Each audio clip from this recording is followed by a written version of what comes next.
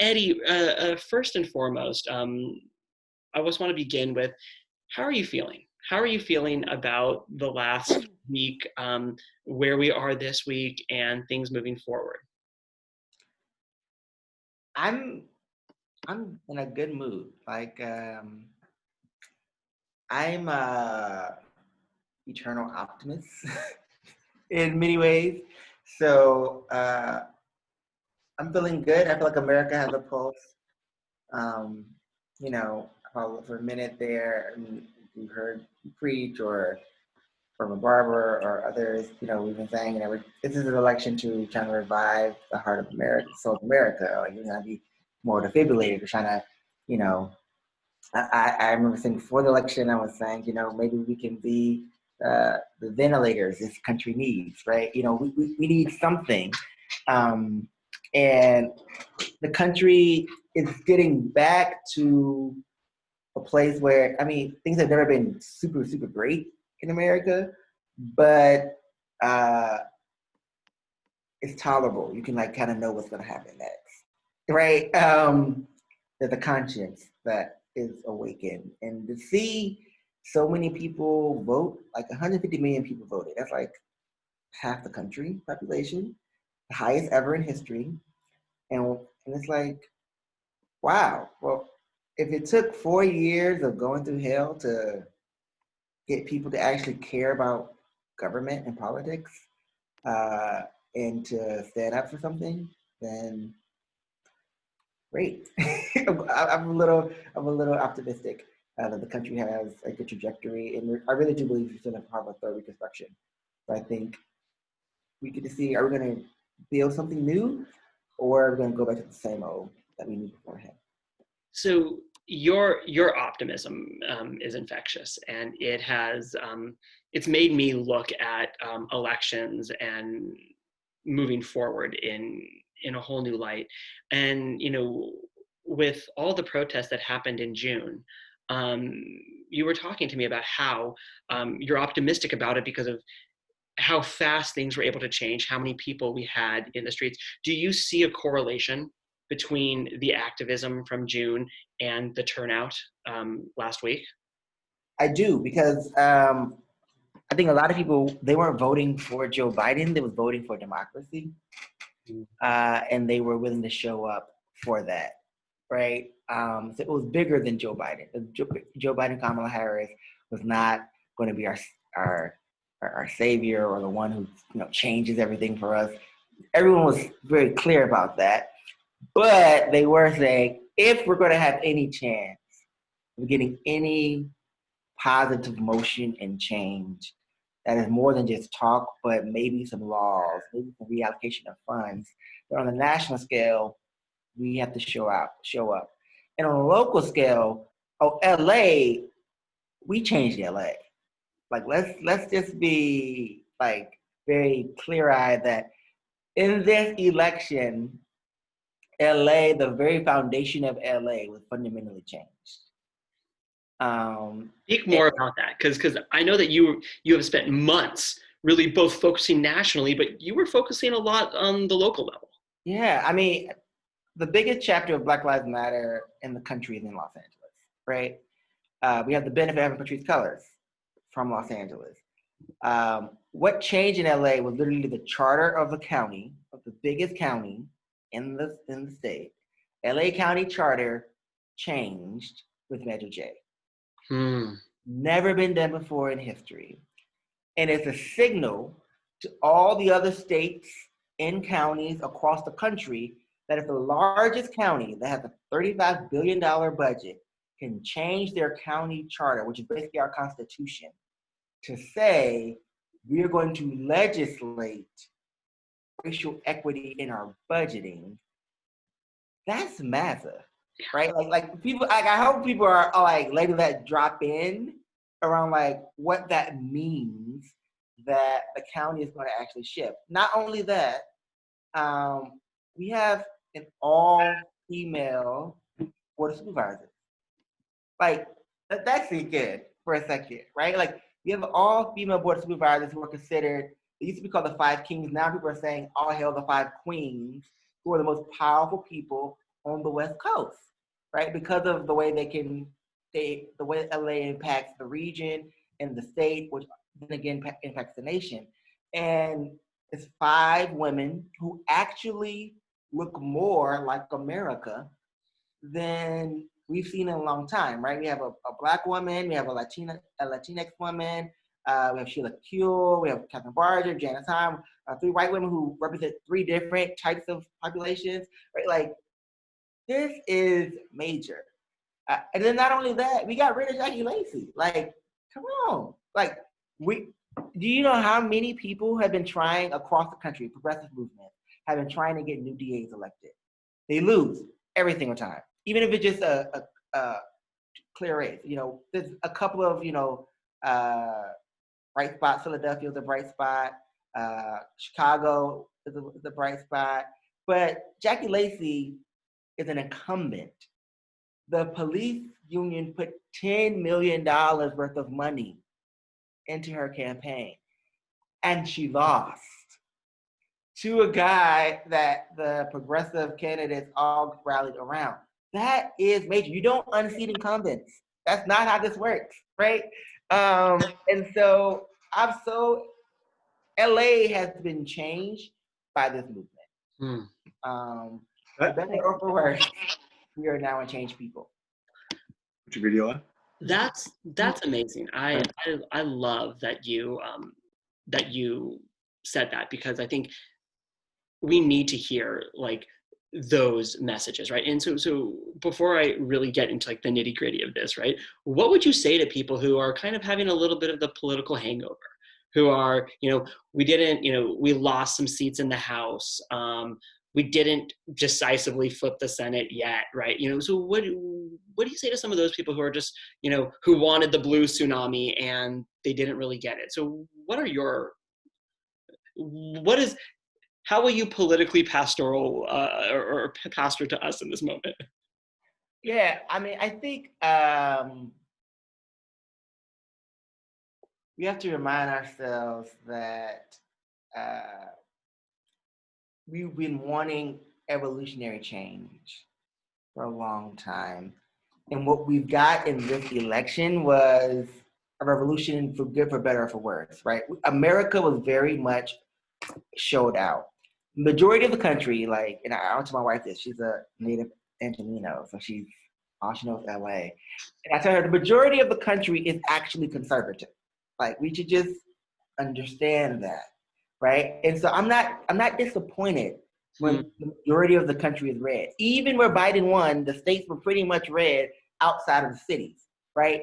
But what we can have faith in is that people were willing to show up, so political engagement was up. So be excited about that, right? Because a social contract doesn't work with the people unless the people actually have a say-so, unless they engage with it, unless they are wrestling with the language, unless they show up for the democratic institutions that we say we love and hold dear, right? The other question that I've always been saying about this election is, the question on the ballot for me is, America, have you learned anything from the last 400 years? And how racist are you? That's what the question was for me. That's just what it was for me, right? And my hope came in that, yeah, we may have lost some seats in the House. The Senate is up for grabs because of Georgia. Like, I'm from Georgia, and let me just tell you, like, outside of Atlanta, I could get shot. I could get hung outside of Atlanta. Like, it's reality. But that's the majority of the South, majority of the Midwest, right? Like, that's the reality of the Black person, right? And so the fact that Georgia's up for grabs, is now in purple, is something to be excited about. The fact that voter participation by millennials was up is something to be excited about. The fact that the Black vote showed up in the Latinx vote, right? Whether each side, but they've shown up, right? Like, this is great for our nation because we are a minority majority nation. But because, as Isabel Wilkerson says, we live in pretty much a caste system in America, we've it's always been tipped a certain way. But this is why people are just celebrating, right? Like, because there are still enough a remnant of progressive people in America where we can not totally lose our mind. Mm. That's something to be excited about. And locally, if you live in LA showed up, right? Like, and if people say that California is America just 50 years, 50 years before, so America looked like this 50 years. If that's the case, then we're in for a wonderful country that will start taking steps in the right direction to really deal with its original, what I would say their original sins and wrongs. Because a lot of people in America don't want to have the conversation. I was like, last week I was doing Zoom to people in Virginia before the election around Black suffering and how people don't want to talk about it, right? How they were doing a protest in Virginia, got the vote, and white supremacists came and shot into the crowd, right? This is in Richmond, Virginia, right? Like, the fact that people are willing to take steps in the right direction and saying, as a nation, right? Joe Biden also has a coalition. Like, can we talk about his coalition? Like, because coalition was more than Democrats, right? over 74 million people voted. That's more than Democrats, right? That's some independents who came. That's some conservatives who said we need some more sanity, right? Like, that means there's still a conscience in our nation, and that people still believe that we can strive towards a more perfect union, and that's something to be excited about. I love that. And, throughout this whole week, I've been thinking about someone that the two of us are studying right now, Eddie Glad Jr., whose writings are just unbelievable. And his commentary is unbelievable. And he says all the time, he says, we can't forget that America was founded on two principles, and that's racism and greed. Mm-hmm. And we have to remember that finds its way into every election. So I want to transition a little bit. Talk to us a little bit about Georgia. Give us a little, because you're right. I mean, and also the fact that the two Senate candidates in Georgia are, an African American preacher, from Ebenezer, and a 40-something Jewish guy. Yeah. Right. To running in Georgia. So just give us a little bit of the landscape. I mean, you touched upon it. Go a little in depth. Yeah. What is the Georgia that you grew up in? What is the Georgia that you see, and what should we expect? Yeah, I mean, we say a joke, and we say there's Georgia and there's Atlanta. They're not the same place. Well, technically, we're not the same place, kind of, right? Georgia is very much, and I love Georgia, right? I'm a son of Georgia. We're very much steeped in tradition, right? Georgia is a place where the demographics, if you look at Georgia, is mainly going to be Black, white, and Central American, right? That's pretty much who lives in Georgia. And in the city, like the urban city, the urban core, which is Atlanta, and we call it Metro Atlanta as well. So all those counties that they saw that were blue, like the little blue heart in the top of the state. That's very diverse. Like where I grew up in Clayton County, my county was 80% Black, right? It's a very different culture in that there's always been after the antebellum South, right? And after Reconstruction and Jim Crow, there's always been this activist spirit in Georgia. And it's always been this Black excellence spirit in Georgia, right? We're the home of where I went to college, Morehouse and Spelman and Clark Atlanta, the largest consortium of Black college students anywhere in the world, right? Like that's in Atlanta. And you have Georgia Tech and Emory, right? Like that's in Atlanta. And so what you saw, I think, is then there's pockets. Savannah is another pocket where there's folks in Columbus and Macon area, right? It's another little pocket. So you have to give credit to Stacey Abrams, because before Stacey Abrams ran for governor, she had the New Georgia Project. They registered 400,000 voters. After she lost in 2018, an election was stolen from her because of voter suppression, she registered 800,000 voters. Now, as people of faith, this is what faith looks like. You know, people in my tradition, we say faith without works is dead, right? Like, you lost, the election was that was legitimately stolen from you, and your response was not to say, all right, I'm gonna just lick my wounds and leave and go run for Congress because you could have ran for John Lewis' seat. I'm not gonna go and do something else and go in the VP sweepstakes. I'm gonna stay here and organize. And for people, this is it's a lot of organizing. So 800,000 voters is not coincidence that Reverend Raphael Warnock was the chairman of the board of the New Georgia Project. They went out and registered the voters that they needed in order to win. It's organizing. And so, when I was a kid, the only Democratic governor we had was Roy Barnes.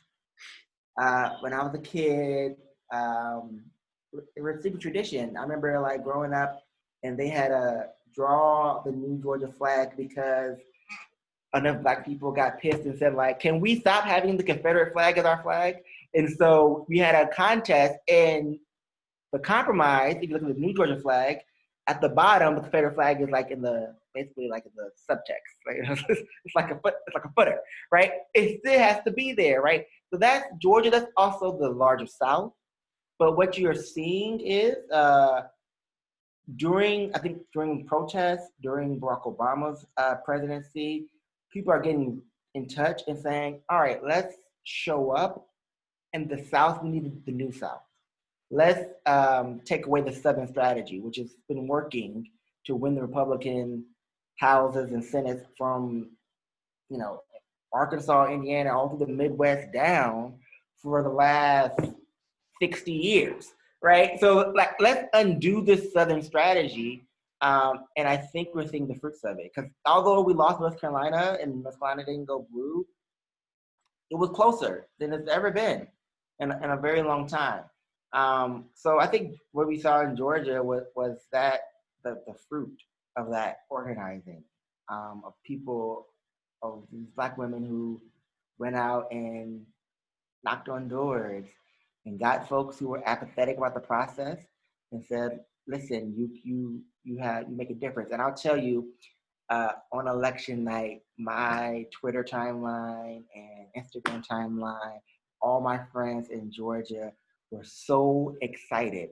And the response was, never tell me my vote doesn't matter again. That's the power of what's happening in Georgia. The turnout may be lower in the runoff election, maybe it won't. But we typically, historically, just, politics, runoff elections are usually lower turnout. But I think people are enthused and they have a real opportunity, because now you can have a deadlock. If you can win those two seats, you have a deadlock Senate, which then makes Kamala Harris not only the first woman vice president, but it makes her potentially one of the most powerful vice presidents to have the deciding vote on a lot of progressive things that could really shape our nation. So, I mean, there's a lot at stake in Georgia. I'm probably gonna go home for Christmas and stay there till the election.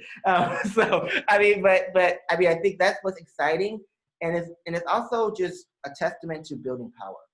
So I know, JCJ, you all organize. If you build power, if you organize, and you continue at it. This is 10 years worth of organizing that you saw happen to turn it purple. If you continue at it, people do listen. Folks will matter. And that's something to be happy. I mean, it's a Black reverend who we've always had Black elites in Georgia, and a Jewish man who are on the ticket. I'm gonna tell you the truth. I lived in Georgia my for 22 years of my life. I've only went to a synagogue once. I didn't even know where synagogues were in Atlanta, right? So the fact that there's a Jewish person who is potentially going to be the senator from Georgia is major. Yes. It's the Bible Belt, like evangelical Bible Belt. This is major, right? I just hope people are like realizing like this is the new South and this is the new America. Speaking up. I love that. I want to touch upon something that you said, because I think for the first time ever, the majority of America witnessed voter suppression.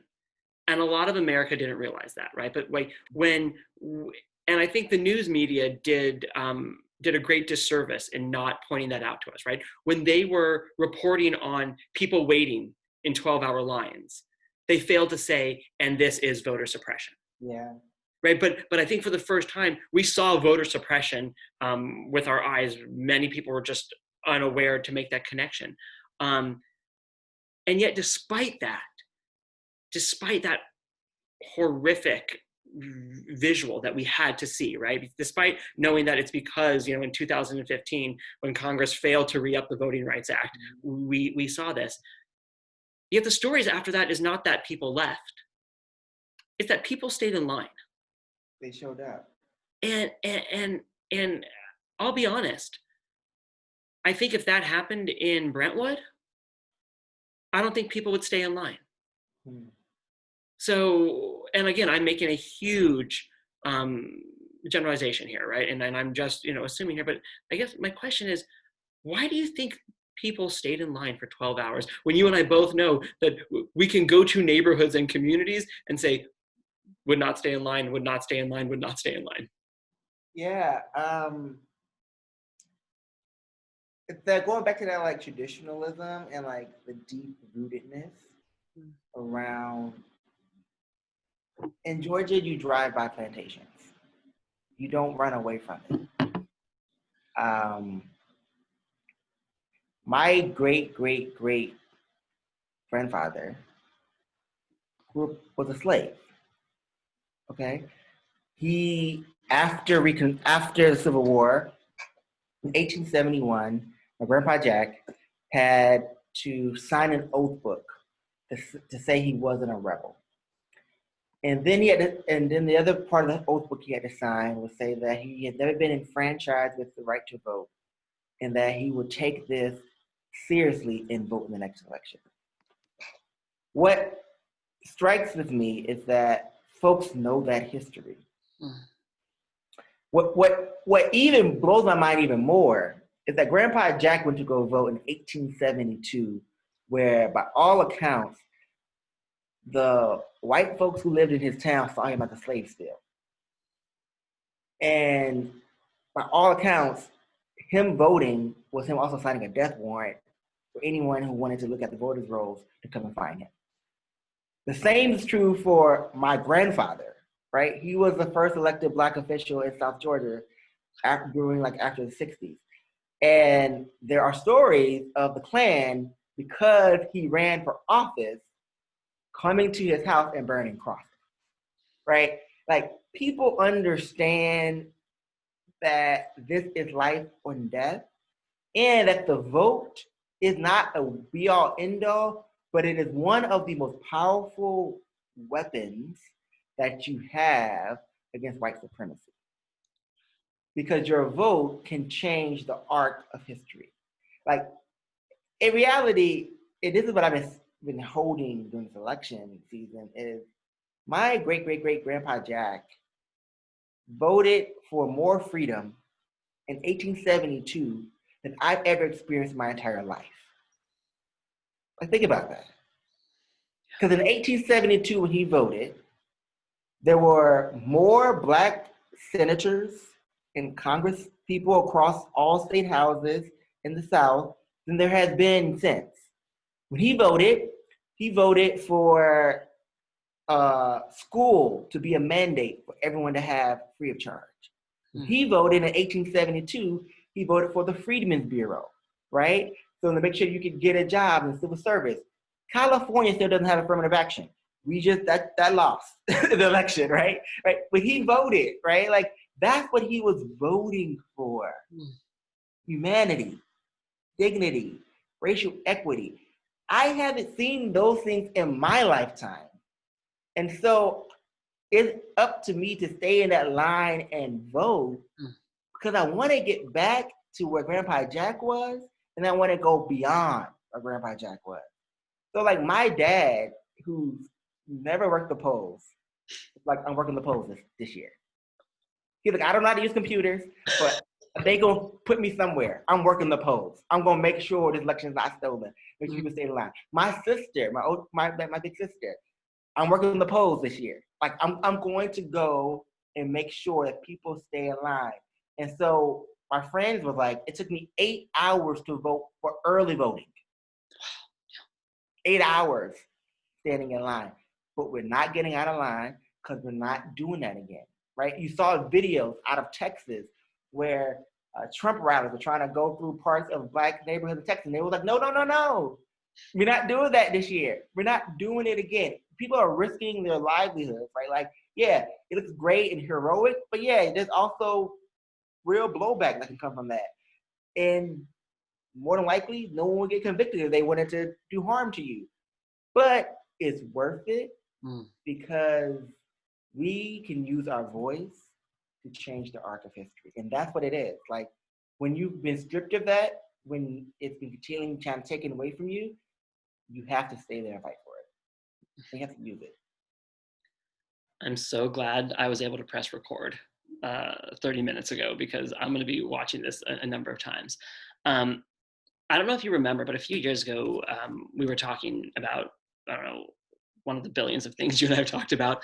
And we were talking about the Jewish slave tradition. And you reminded me that we tell the story of our slavery, but we've forgotten our slavery. And that has stuck with me ever since, right? That like we tell the story. And for those of us that go to synagogue every day, like we tell the story every day in services, but we've forgotten that tradition of struggle. Like we retell that tradition of struggle, but we've forgotten that tradition of struggle.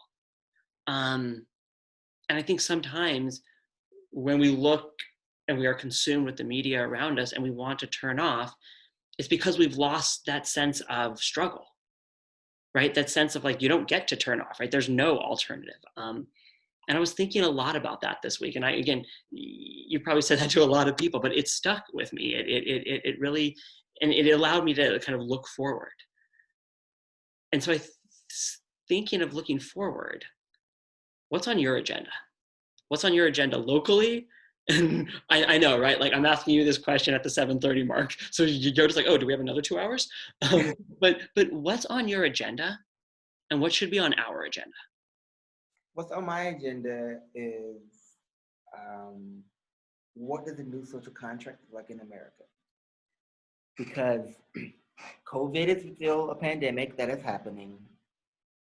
Just 54 years of a president and administration that has sought to undermine and was pretty successful at destroying the current social contract that America has with its people. So I want to know, what does racial equity look like in not only legislation, but in resources? Time out for talk. We are literally restarting an economy. Also, the economy has stopped. So if we're going to restart the economy, how do we bake into it this time? Racial equity. How do we bake into it this time? Gender equity. How do we bake into it this time to make sure things like Measure J actually get carried out, right? That's what's on my agenda. And how do we let the people know that if they want to follow in the vein of Donald Trump and of his domination politics, of his worshiping of self and distorting the religious narrative, that you will be removed. So in LA, Sheriff Alex Villanueva, you gotta go, right? Like this is what is next on my list. This past Monday night, we brought in Black Lives Matter and brought them to my church. The families of police violence a private meeting with the DA-elect George Gascon. You said you wanted to hear from them, so we put him in the room. There was not a dry eye in the house because you have mothers standing up, looking him in the face and saying, my son was shot 10 times in my driveway and left for dead, right? Like, I had to walk by his body. Like, you need to do something about this. Here's the officers' names. Here's what's going on. Here's how they taunt me. Like we think we live in a progressive society in LA. There was literally a family. Their son, Ryan Twyman, was shot 40 times by the sheriff. 40 times, okay? They just celebrated his life, his birthday, even though he's no longer here, this summer, last month. And the police came and terrorized them. There were helicopters flying above the birthday party. There were cops driving around the street, taunting them. They're trying to breathe. And the only these parents said they want peace. So my mission, what I'm looking forward to is, how do we become peacemakers? Right? I know I'm a Christian pastor. And for us, Jesus says, blessed are the peacemakers. And I think that's important because it doesn't say peacekeepers. It says makers, which means you got to go into the tension and you got to call forth the peace you want to see. And I think for LA, that looks like implementing Measure J, that looks like actually tackling homelessness and houselessness. Like, we are restarting the economy. So if the budget, and we've passed multiple things, if the budget does not reflect it, we have every right to go and shut down the Board of Supervisors meetings, shut down City Hall until we get what we need, right? In LA, like, if the resources are not flowing to the communities that need them the most, we have every right. We have a mandate because some people showed up. This is what I'm looking forward to. For the nation, okay, Joe Biden, Kamala Harris, you literally won because Black folks and progressives showed up. Enough of this compromise talk. Do what is right by the people who voted you in, right? Like, that's where we have to talk and the rubber hits the road now. As we are restarting an economy, which is so key to me. I keep saying that because before, every other president that comes in, you come into a mess. But things are already going the way it needs to go, and there's not much you can do to change it. Joe Biden gets the blessing and the curse of coming into the presidency during COVID, when 50% of the economy or more is shut down. So you have FDR, New Deal, 1 and 2 possibilities that could happen that we haven't seen in our lifetime. So that's what I'm looking forward to. Are we going to reconstruct America in a way where dignity and equity is the goal? Or are we going to go back to the same old, same old? I mean, no small efforts there, but inspiring, right? And something that you and I have talked about, and something that we're going to start working on, starting with our conversation tomorrow, is that every 2 to 4 years, we build this massive coalition to get people elected. And the very next day, we let that coalition fall. Mm-hmm. Right? We bring all these people together and we go to the polls and we cheer each other on. And then when it's time to implement the agenda, or when it's even time to push forward the agenda, we let that coalition fall. And so I guess I'm saying, as someone who is deeply rooted in coalition building, how do we make sure that doesn't happen this time? Because it's already been a week. I think we don't talk about it, we be about it. So when you're creating partnership for change or for growth, and that means like going to those people in the coalition and using and animating that energy. Don't let the energy dissipate because of the election. Yes, you voted, but now let's figure out, how do we become a part of the solution, right? We've learned, if you've learned anything in the last 4 years, is that we have to be the answer to our own problems in many ways, right? We don't want Donald Trump. We have a March for Our Lives. We have a women's march. We show up in the street. We can't let that energy go just because we have a Democrat in office.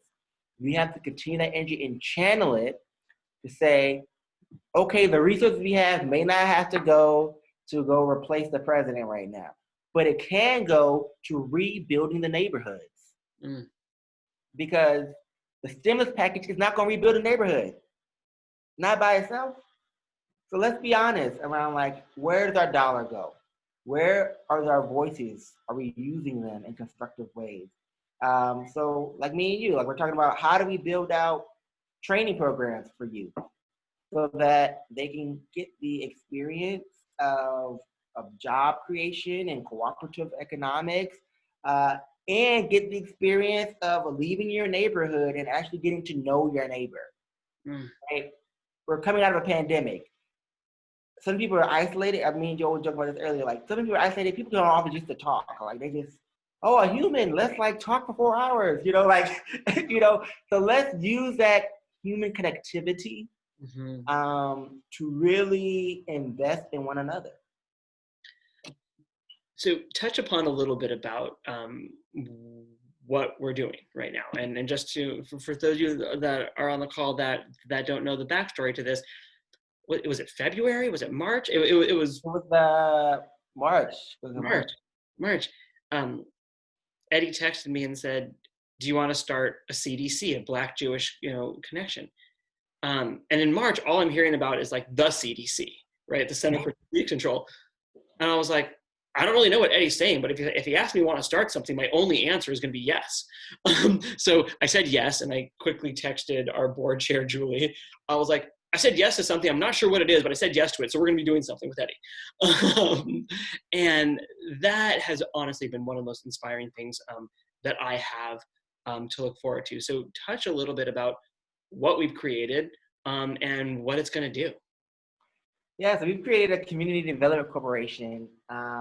It's unique because it's a Black church and a Jewish organization which came together to birth this new thing that will speak to really empower folks who find themselves either in poverty, at the brink of houselessness, or just trying to figure out, how do I adapt in this new economy? What we know for sure is that even after the recession, when we saw that in 08, 09 recession, America, which when I say America, I mean mainly like white middle class America, recovered in like 2 years. Black America took an extra like 4 years to find that recovery. Brown folks were somewhere in between, right? Depending on immigration status. And so when we live in Los Angeles, we can really begin to say, where are the most vulnerable populations and where are people who are close to being vulnerable? So you may have a college degree, but you may not be able to find a job right now. Rent is due, and most people can't pay rent, and a lot of people had the furlough of rent, but guess what? January 1st, all that was supposed to be paid back. Who has 6 months of rent sitting around? I mean, some of us do, but if you already working, 2 jobs, you don't got 6 months of rent. Let's just be honest. So the RCDC is looking to figure out a couple of areas. One, how do we do job creation?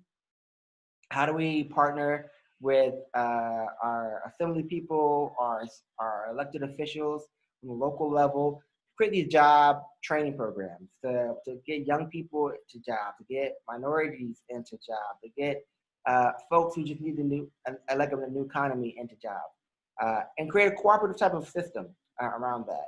We have a youth build at my church that, these young people are amazing. And Joel, I can't wait till you come see. They created a whole podcast studio. They've done a whole, it's very they every day, can we paint something, Pastor? Can we fix something? They want to do it. I'm like, yes, we should channel that energy and teach them how to create their own businesses, right? That's what they should be doing. That's one piece. The other piece is hunger, right? We want to address hunger because LA, majority of the people, my wife is the VP of every table. And what she saw at the beginning of the pandemic was a lot of LA is food insecure, not just food deserts. A lot of LA seniors, food insecure. College students, food insecure. We must be reminded that 1 in 5 community college students in Los Angeles are homeless. They live in the car, right? Food insecure. So how are we making sure we're partnering with food business stuff to make sure that that's being taken care of? And then with housing, how do we become advocates, right, for that? And CDCs is really how that's happening in South LA. And so I said, hey, Joe, like, the West Side needs a CDC too, right? Like, the people need CDCs on the West Side too, because if you look at CDCs in South LA, they're the people who have these job programs, the people who own the apartment complexes for affordable housing. Developers can't build without a community partner. Why can't we just community partner and dictate how this kind of looks for our people, right? Those are all opportunities that people will need in this new economy. Measure J just passed, which means 10% of the county budget is going to go towards investing in capital and fighting these issues. They need community partners. During the election season, I had supervisor candidates and city council candidates calling me and asking me, can I vet the CDCs in my neighborhood? And I'm like, I don't, some of them aren't doing the real work, but we're starting ones. Yep. And they're like, oh, good, you're not playing games now. You understand, like, this is how you marshal resources to help the community go directly to the community. That's what we're looking to do. And we are combining boards. So we'll have 4 folks from JCJ, and I think like 4 folks from my board, and then me and Joe will be president and CEO, and we'll move forward. So we hope you will get involved in volunteer time, volunteer advocacy, talents, whatever you got to really let's rebuild in LA, the little parts of LA that we live in, to a place that looks more like what we have in our moral imagination around what LA could look like, and maybe that could be a model for the nation as well. And there's not a better time to do it than right now. And some of our JCJ fellows are on the call, and they know this better than anyone, right? They spent all summer really working on COVID relief and those loans. And I think one thing that we all saw is that while we were advocating for this, we also knew that that relief and those loans were not hitting these communities. Mm-hmm. And there is really horrific documentation showing the number of communities that were left out of PPP and were left out of this relief. And I think it's our mission to ensure that when there is this relief and there is recovery, we're going to make sure that everyone is receiving it, not just a few. Absolutely, we can be that bridge. I mean, when you drive around LA, and that's what I do in my free time now. I drive around LA, listen to audiobooks. If you drive around LA, you'll know things that hit the hardest, restaurants, right? A lot of my wife, it was like, oh, we come trying to order from Maximiliano's, right? It's on the east side. It's like in Highland Park. And we're like, oh, we'll order from Maximiliano's, and they're not picking up the phone. So we're like, we're gonna drive by. It's closed. They didn't make it, right? That's the story of so many restaurants. Go down mid city, closed. They're not making it, and that's not just a restaurant gone. That's a job, or 4 jobs, or 5 jobs gone, right? And so it's going to be a Herculean effort to recover. It's going to take people like me and you going out and make sure that money gets to where it needs to go, and building what we can when we are the right people to partner to make that happen.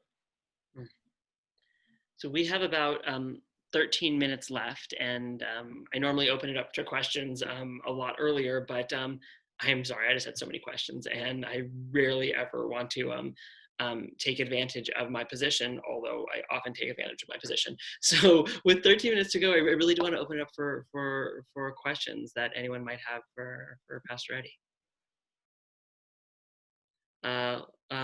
Let's start with we'll go Rebecca, Mitch, and then Brett. Well, you were just talking a lot about like COVID relief, and I've been researching that especially. So I was wondering what in particular on the legislative side you would be looking for to help push forward these changes? Mm. Yeah.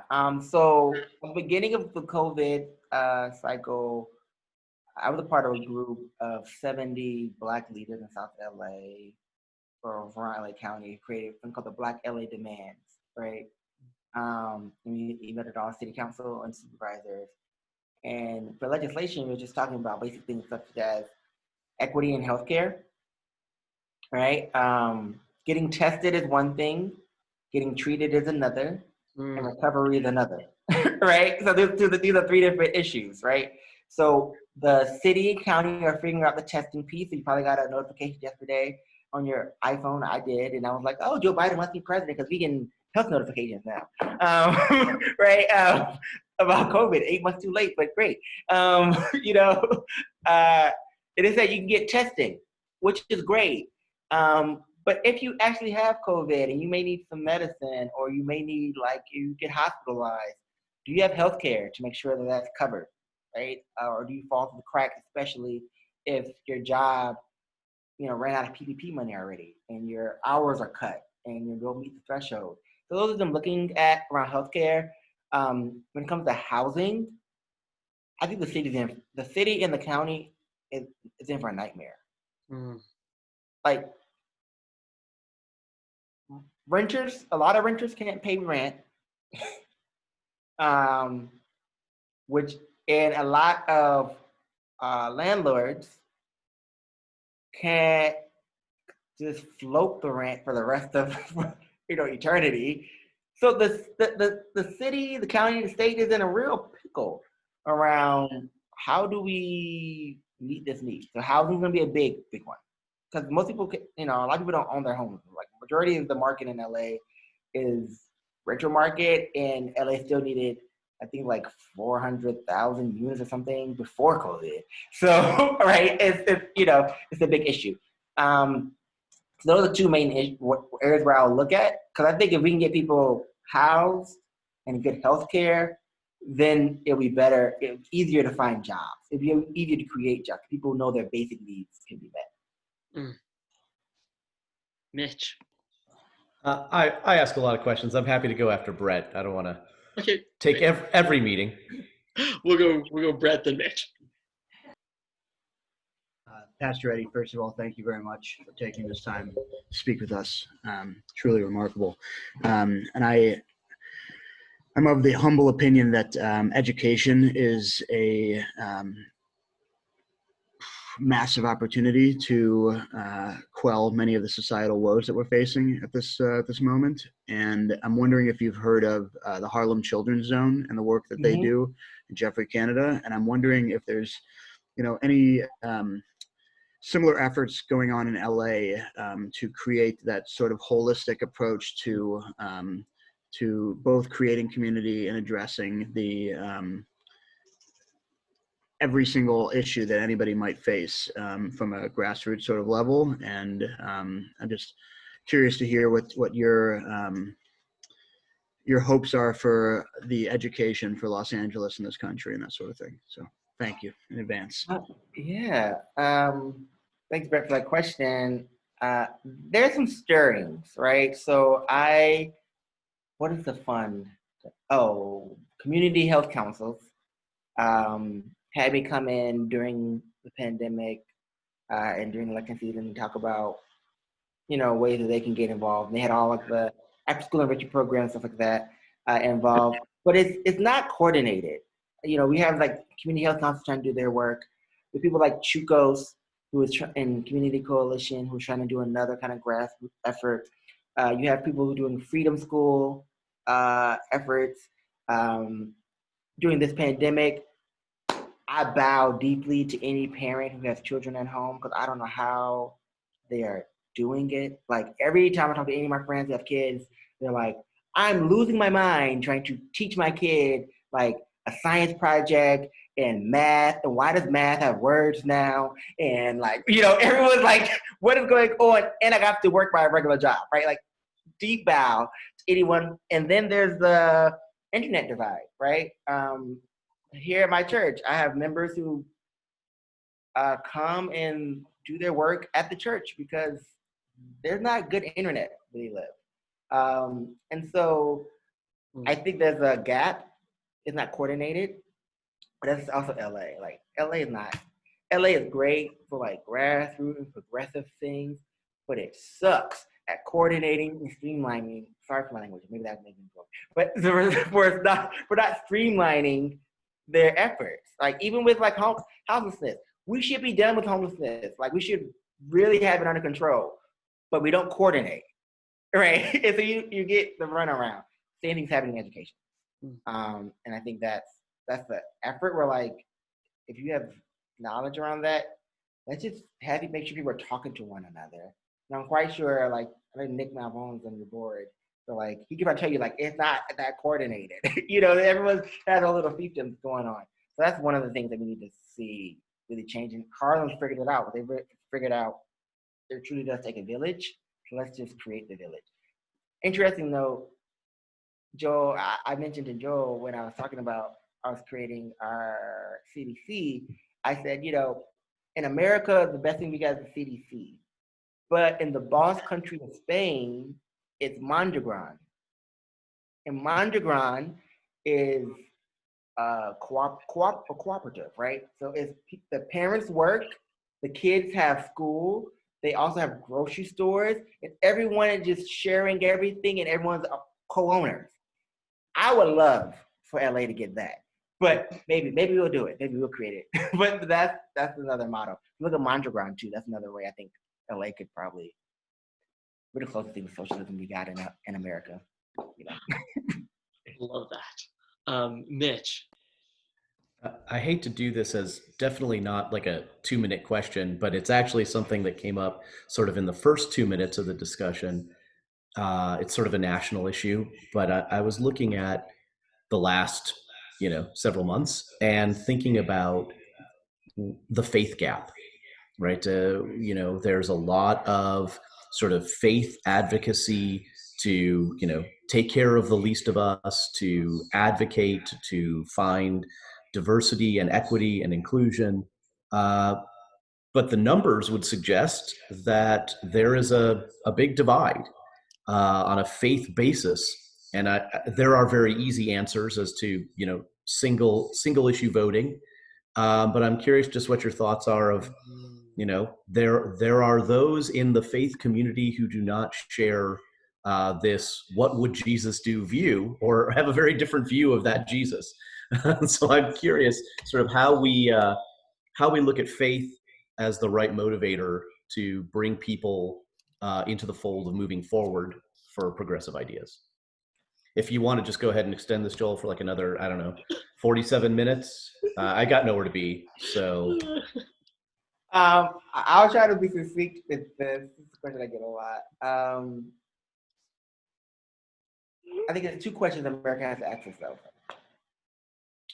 Are we worshiping the God of domination or the God of liberation? The distorted moral narrative in America is the God of domination, which says that I can care about you as long as I'm getting something from you, right? The God of domination works on the principle of indebtedness. The God of liberation works on a principle of pretty much of mutual giving. And what we've seen across our country, and I was throwing my phone and cussing evangelical pastors. I was picking fights all through the election. Because I'm like, how are we, pro-life, but yet you don't want to give people health care? Right? You're taking people's life during COVID. Like, it doesn't make sense to me. Like, why are all these pastors praying for Donald Trump and say the election is a farce? Like, I don't understand where that comes from. I do, actually. It's manifest destiny, and it's like totally the politics of domination, and you've conflated politics with your religion, and now in order for you to be a conservative and Republican, you actually have to be more single issue based. And that's all a thing. It's a project of white supremacy. and great. But still, the faith community call, I think, is to just remind people that your faith actually tells you something different. That if you read the text, the actual text, everyone probably was claiming to be an originalist. This is why like ACB was like hilarious to me. I'm like, I'm an originalist. And I'm like, you don't even read the Constitution, let alone your own Bible. Like, come on, like read the actual text. If you want to talk about the text, let's talk about the text, right? And I think like reminding people what the text actually says, especially if you come from the Abrahamic faith, like what the text actually says, that in Judaism, Christianity, and Islam, God has always been the God of the oppressed. God is always taking care of the foreigner. God is always trying to move us towards a year of Jubilee, right? This is the God that we say that we follow and worship. And for these people who say they're Christians, you know, I'll just take them back to basic, you know, to be Christian is to follow in the way, not to be Jesus, but to follow in the way, which means he literally said, I've come to turn the world right side up. Right? Like his whole, you know, like, so I don't, you know, I think we just have to go back to the text for some people. And then also embody our faith and remind people that there's room for doubt. I think that's the greatest thing. And to listen. People just want a little peace.